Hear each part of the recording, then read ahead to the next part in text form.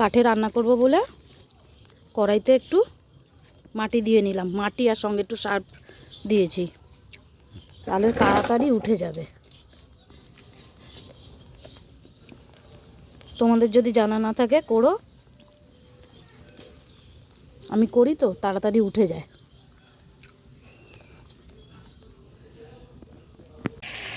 দুঃখের কথা আর কি বলবো বলো, রান্না করতে করতে একটু রান্না করি আর তোমাদের সাথে একটু গল্প করি। গল্প বলতে দেখো, সুখ দুঃখ মিলিয়েই মানুষের জীবন, মানুষের গল্প।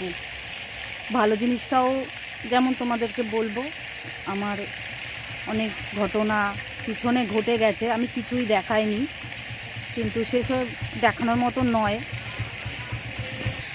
একটা জেনারেটর ভ্যান যাচ্ছিল, তো জেনারেটর ভ্যানটা চলে গেল, তারপর একটু কথা, নইলে কথা বলা যায় না। তো যেটা বলছিলাম, যাদেরকে খুব ভালোবাসতাম বিয়ের পর যাওয়া থেকে শ্বশুরবাড়িতে, যাদের সত্যি মন থেকে ভালোবাসতাম, আমি ভাবতাম না যে এরা আমার শ্বশুরবাড়ির কেউ। হ্যাঁ, আমার শাশুড়ির সাথে, আমার যদি বলতে গেলে যে আমার শাশুড়ির সাথে কোনো দিনই কারোর হয়নি, তো আমি তো ছেলের বউ, আমার তো হবেই না, আমি জানি এসব কথা বলা উচিত না। তবুও আমি বলে রাখলাম, এই যে সময়টা যাচ্ছে, এই সময়টা আমি যেভাবে, যে পরিস্থিতির মধ্যে দিয়ে আমি যাচ্ছি, আমার কথার মধ্যে, আমি তো ভিডিও করে দেখাবো না, কিন্তু আমার কথার মধ্যে এগুলো তো থেকে যাবে। ভবিষ্যতে আমি জানি না আমি বলাটা কি ভুল কি না, আমার ছেলে একটু হলেও বুঝবে, আর যেটুকুনি ও দেখেছে সেটুকুনি তো ওর মনের মধ্যে থেকেই যাবে। তো যাদেরকে ভালোবাসতাম, আজকে তারা আমার হয়ে একটু কথা বললো না, আমি অবাক হয়ে গেলাম।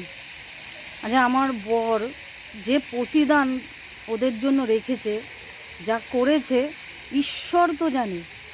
আমার বর আজকে ওদের জন্য যে কি করেছে সেটা ঈশ্বর জানে, মুখ দিয়ে না বললেও সেটা তো ঈশ্বর জানে। আমি এখন বললে বলতে পারি, কিন্তু কিচ্ছু বলবো না। আমি শুধু আমার এই খারাপ সময়টা আমি একা ভোগ করতে চাই, আমি তাই একাই ভোগ করব। শুধু দুঃখ হয় ওই সব মানুষদেরকে, যে যাদের আমি ঘরে আসতো, আমি আদর আপ্যায়ন যতটা সামর্থ্য আমি করতাম, আজকে তারা আমার সঙ্গ দেয়নি। তো ওই কথাটা আমি মনে রাখবো আজ জীবন। আর একবার আমি যার কাছ থেকে সরেছি, চিরদিনের মতো সরেছি, কোনো দিন আর মাথা আমি নত করব না। অন্যায়ের কাছে আমি মাথা নত করব না, আমি এমন একটা মেয়ে। অন্যায় করেছো, আমি কোনো দিন মাথা নত করব না। আমি নিজে অন্যায় যদি আমি করি, শাস্তি দাও, আমাকে বলো, আমায় ধরিয়ে দাও, এটা তোমার অন্যায়, এভাবে চলো ওভাবে চলো, কিন্তু কোনো দিন আমাকে কাছে টেনে নিয়ে কোনো দিন কোনো ভালো কথা বলেনি আমার শাশুড়ি। দূর দূর করেছে। আর আরেকজন আছে, তাকে দেখিয়ে দেখিয়ে আমাকে দিন রাত্রি ছোটো করার চেষ্টা করতো, মানে দেখ, আমাকে বোঝাতো, দেখ যে তুই না আছিস, আমার আরেকজন আছে। তো আমি শেষ অবধি দেখব।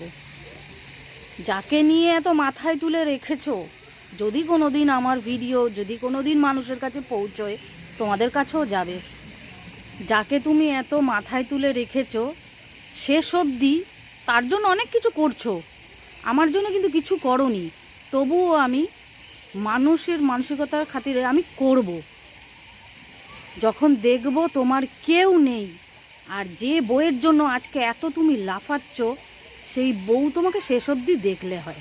যদি দেখে খুব ভালো, কেন আমি তো তোমায় দেখার সুযোগও পাইনি, আর দেখবো কিনা আমি নিজেও জানি না। তোমার প্রচুর পয়সা আছে, আর তোমার পয়সার অহংকার আছে, তুমি অহংকার নিয়েই থাকো। এখন আমার বরের পয়সা নেই, আমার বর খুব খারাপ, দিতে পারে না, তো বান্ডিল দিতে পারে না।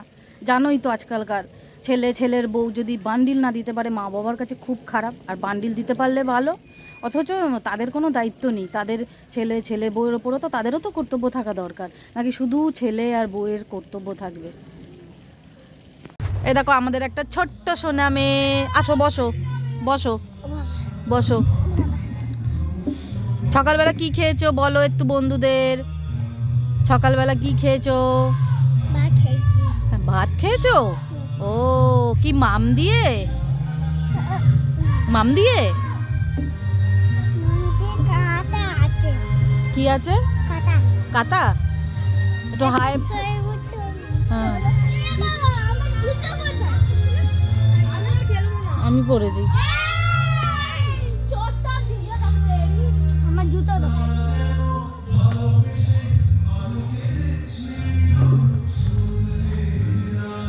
গান শুরু করে দিল।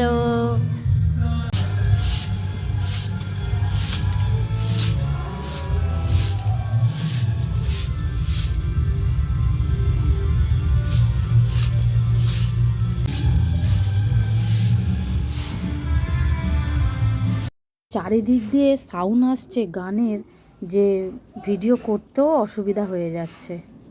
আজ রান্নাবান্না সেরে নিলাম, তো ভাবলাম আজকে অন্যরকম ভিডিও দিয়ে তোমাদের সঙ্গে দিনটা বা সময়টা কাটাই।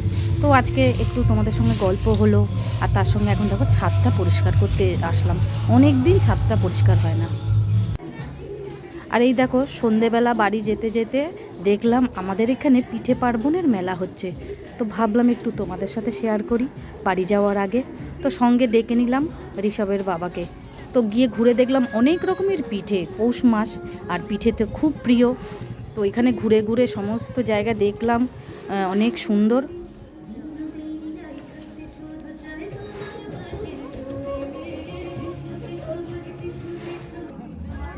আর এদিকে দেখো কত পিঠে, কত রকমের পিঠে।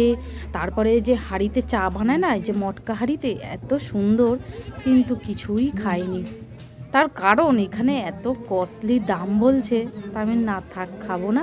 শুধু একটু ঘুরলাম, ভিডিও দেখলাম, আর একটু জিজ্ঞাসা করলাম কোনটা কি।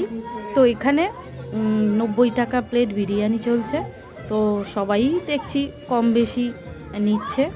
তো আমি আর নিইনি, আমি একদম সোজা এখান থেকে বেরিয়ে বাড়ি চলে গেছি, কেননা বাড়ি গিয়ে কাজ আছে। বাড়ি এসে আমি একটুখানি ঘরদোরটা পরিষ্কার করলাম, করে ভাত বসাবো। তো চালটা নিলাম, আলু সেদ্ধ, ডাল সেদ্ধ, আর ঘি আছে, কাঁচা লঙ্কাও এনে রেখেছি, আলুও আছে। তো একটু ডাল সেদ্ধ আর আলু সেদ্ধ ভাত বসিয়ে দেবো। তার মধ্যে ঋষভের বাবাও বসে পড়লো মলাট দিতে। অনেকগুলো বই মলাট দিতে হবে, আর ঋষভের বাবা খুব সুন্দর মলাটটা দেয়, আমি আর দিই না। তো যাই হোক, ওর বাবা দিচ্ছে, আর আমি এদিকে আমার রান্না বসিয়ে দিয়েছি। আর বিছানাপত্রগুলো একটু গুছালাম, ঠিকঠাক করলাম, যেহেতু সারাদিন থাকা হচ্ছে না, সন্ধেবেলা করে আসছি। আর কি ঠান্ডা পড়েছে বন্ধুরা, কি বলবো। আর এই রাত্রিবেলা ছেলেকে নিয়ে যাতায়াত করছি, তো আমার কষ্টের থেকে তো ওর বেশি কষ্ট হয়। তো যত তাড়াতাড়ি সম্ভব একটা ভাড়া ঘর খুঁজে উঠে যাব। তো আজকে ভিডিওটা এই পর্যন্তই।